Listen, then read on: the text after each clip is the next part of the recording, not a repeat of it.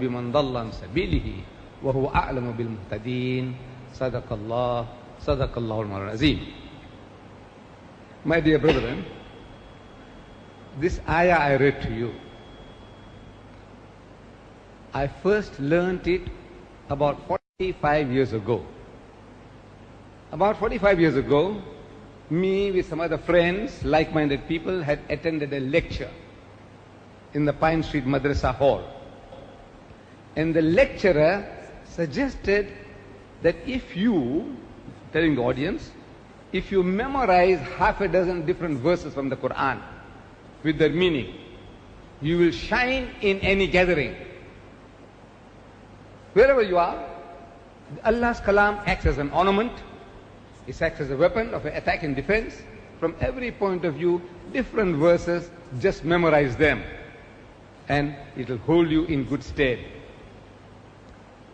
I and a friend, Mr. Suleiman Seth, he passed away.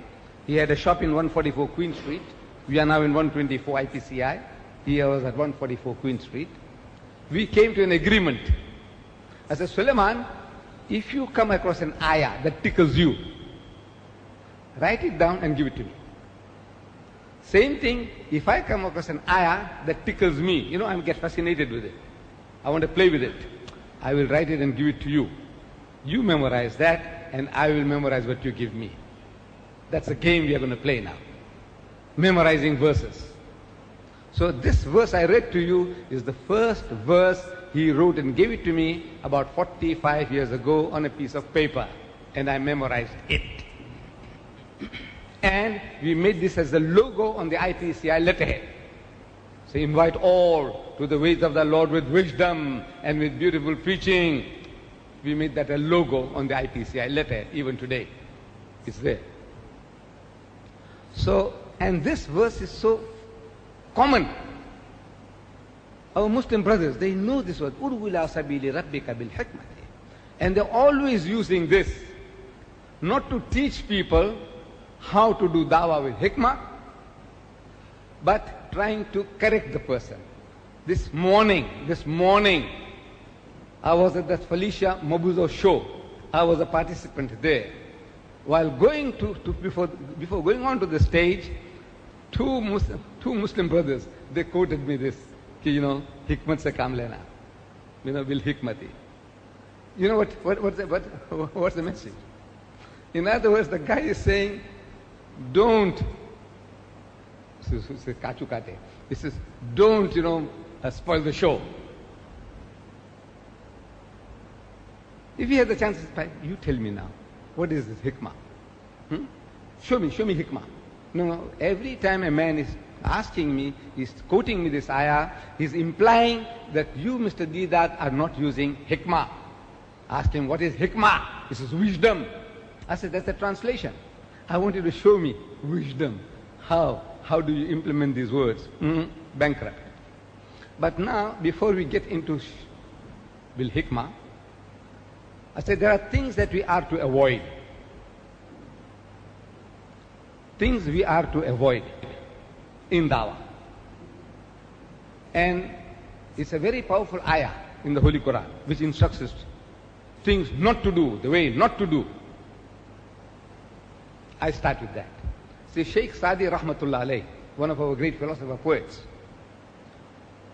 people asked him, he says, Ya Sheikh Sadi, where did you learn all your good manners from? Very, very cultured, mannered person. Where did you learn all your good manners from? He said, I learned it from the unmannerly. I learned this good manners from the guys who've got no manners. He said, how can you learn good manners from a guy who's got no manners? He says, you see, everything that the other guy did, which I didn't like, I said, no, I won't do that. Eliminate it from my life. You behave like this is how you talk? Brawling, shouting, pushing things down to you? I won't do that. Everything I see in somebody that I don't like, I said, I won't do that. I won't do that. I just eliminated all those shortcomings that people have, and I am what I am. So, getting rid of. And we in Islam, when a person accepts Islam, we are born Muslim, most of us, I take it, we are all Muslims. But when a person accepts Islam, we make him to read the Shahada, the Kalima. And how does it start? How does the kalima start? La ilaha. You start with la. You know what's la? No. There is no ilaha. There is no object of worship. Illallah, except Allah. The most powerful word in any language. La. No. Nye. Ta. In any language, this word no is a very, very most powerful word in every language on earth. Once a person says no, you have to move heaven and earth to make him to say yes. Do you know that? In salesmanship they teach us. See to it that when you go to sell something to the shopkeeper, the traveling salesman, don't allow the guy to say no. Don't reach that, let him not reach that stage. Once he says no, now to persuade him to say yes. You want to marry somebody's daughter. And as soon as they look, I want to marry your daughter, he says no. Finish. How are you going to make him to change now? You have to move heaven and earth. So it's a very, very powerful word, and Allah begins instructing us. He says, wala, wala, wala, and don't.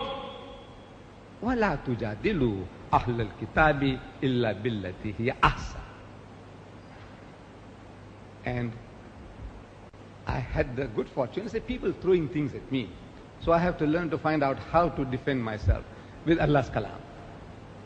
So I learned this ayah as well.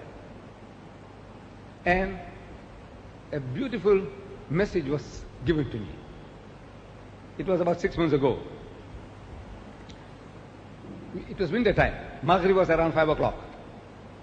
So I get a telephone call from Mr. Babu Jadwat. Ideals. You know Ideal Corner? Ideal clothing people? Ideal.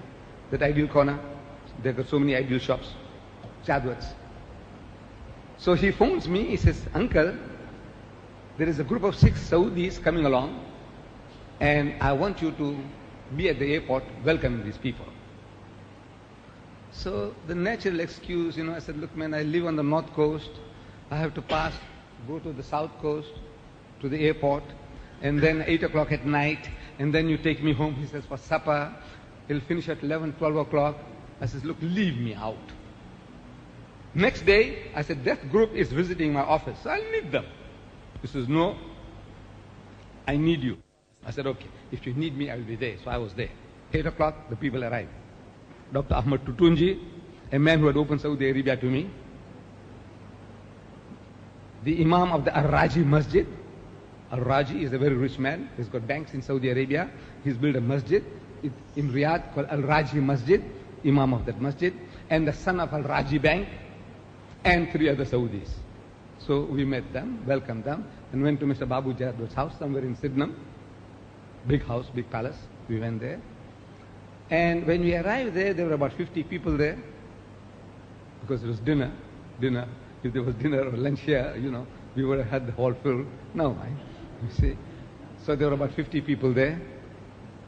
The guests, the visitors, they said, you see, we haven't made our Maghrib and our Isha yet. I took it that bulk of the people must have done the Maghrib and Isha. The Muslims, all Muslims. So I said, no, I'll also join you. So I joined the people for Maghrib and Isha. After making wudu and joining them, I said, Allahu Akbar for Maghrib. I said, I already did Maghrib. It was around 5 o'clock Maghrib. So in my mind, from 5 to 8 to 9, it looked like I did Asr. But what can I do? So I remained behind the Imam, and you are allowed in Islam. You can carry on, you can make your niyyah for any salah behind the Imam. If there's a Jamaat standing, and if you want to add 2 more of your own, you can make any niyyah and join behind the Imam. So I joined behind the Imam with that Saudi group. In the second rakat of Maghrib, the Imam is reading, Bismillahirrahmanirrahim, وَلَا تُجَادِلُوا أَهْلَ الْكِتَابِ إِلَّا بِالَّتِي هِيَ أَحْسَنُ إِلَّا الَّذِينَ ظَلَمُوا مِنْهُمْ وَقُولُوا آمَنَّا بِالَّذِي أُنزِلَ إِلَيْنَا وَأُنزِلَ إِلَيْكُمْ وَإِلَهُنَا وَإِلَهُكُمْ وَاحِدٌ وَنَحْنُ لَهُ مُسْلِمُونَ Allahu Akbar. Sami Allahu liman hamida. Allahu Akbar. And we finished the next rakat. Finished the Maghrib. Then did Isha. They did 2. I did 4.